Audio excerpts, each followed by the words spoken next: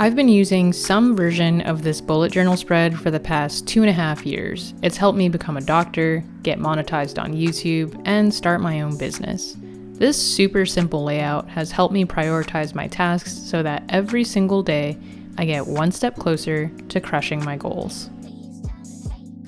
This is my daily spread that I use sort of like a calendar. Of course, I use it to keep track of events, but more importantly, it's the motherboard for building goal systems and task managing. It's the home for my daily highlights. Daily highlights are actual priorities that are catered to serve me, but more on this later. I can see every day of the month in one go, and as the month goes on, I get a sense of what I've been prioritizing recently. Then I have this extra space to put whatever I want here: a habit tracker, goals, notes, and reminders, always complemented by a sticker. To remain aesthetically pleasing, each box comfortably fits 3 to 4 things, which helps me stay concise, prioritize, and reduces my risk of overwhelming myself. Depending on the journal you're using, your setup may be slightly different. Here's a comparison of my old setup and my current one.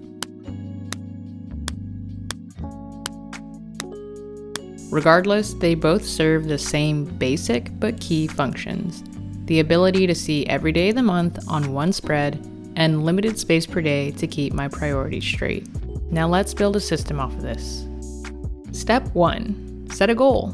This seems pretty obvious to do, but setting a proper goal gives me guardrails in life to help me keep focus and encourages me to build healthy systems so that I can get what I want out of life without hating the process. Truthfully, I don't really like to use the term task management because this just sounds like never-ending maintenance, so I'm going to stick with the term goal systems. On the surface, your goals should relate to your values, be smarter, and be within your capacity. If you have no idea what this means, I highly encourage you to watch this video that goes in depth on how to set a goal to begin with. I have learned in this process that goal setting is actually like more than half the battle and can really determine your success with all this. So, step 2, start. Something I've learned is to just pick a start day and make it as soon as actually possible. I don't wait for a Monday or next month to start something that I'm completely capable of starting sooner. Because in order to refine a system, it has to exist first. This is where my daily highlights come into play and intentions turn into actions. Taken from the book Make Time, there's 3 things to base highlights on. The first is urgency. What's the most pressing thing I have to do today? These are time-sensitive, important tasks or needs that have negative consequences on my life if they don't get done. I try not to mix these up with tasks that are already a part of my daily routine, like walking Toby or putting on lotion. If you're willing to easily accept the negative consequences of not doing this highlight, move on to something else. The second is satisfaction. At the end of the day, which highlight will bring me the most satisfaction? These are the things that I want to get done but are kinda hard to start. This will either come from something off of my to-do throne or my monthly to-do list in my journal, which have tasks that are related to my goals. For a detailed look at the entirety of my to-do system, I've linked that video below as well. And the third thing to base highlights on is joy. When I reflect on today, what will bring me the most joy? For me, these are things like hanging out with Abby, friends, or doing something that exercises or fuels my creativity. Bonus points if highlights overlap into more than one category. If you don't complete a daily highlight, don't freak out and start spiraling into harsh feelings of failure. Revise it, turn it into a smaller task, or move it to the next day or a different day. Sometimes I even experience spontaneous highlights that replace original ones. The point of writing in daily highlights is to keep me accountable with my intentions for my actions, not to be a super productive alien. Here's examples of how I'd suggest phrasing daily highlights. Start sticker, edit, work out. Versus finish sticker, edit for 4 hours, work out at 4 a.m. Phrasing them like this sets the bar so low that in theory, I could do any of these tasks for 30 seconds at any point in the day and it would count as being done. This helps me avoid negativity from not crossing something off because of silly parameters that I set for when I'm operating at superhuman levels. A small step forward is still a step forward. Step 3. Trial and error. A lot of people suggest that by planning out when, where, and how you're going to establish a new habit, your chances are better at making it happen. While this can be helpful, it has also slowed down my process and made the experience unenjoyable because I kept trying to force my plan to work instead of just being flexible. So now when I'm trying to build a new habit, I schedule it one daily highlight at a time, and each time I make observations on when, where, and how this could be better. This keeps me open to making changes rather than sticking to a rigid formula that hasn't even been tested. Good old trial and error.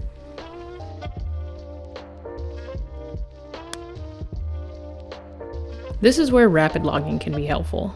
Rapid logging is where I write in quick blips on a separate page that were significant to my day. It might seem unnecessary to write this down, and to be honest, I haven't ever come back and read this later. It's just that the act of writing down what I experience helps me slow down and make observations that will stick rather than flying over my head a few times. Step 4.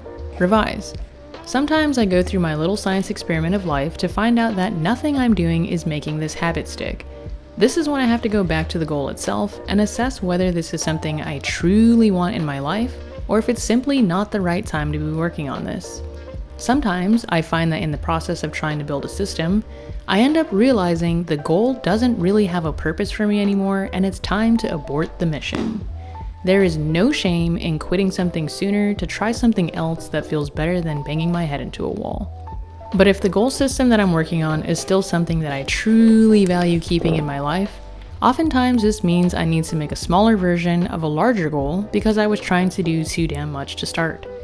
And maybe this also means I need to take more drastic measures using options I had been avoiding. Oh, God.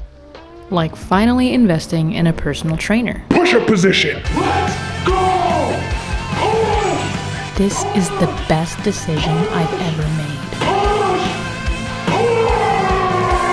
Important notes about goals. Consider keeping your goals to yourself while you work out the kinks in your system. I only told one person, and it wasn't even my wife Abby, that I was working with a personal trainer until I did an entire 3 months with him.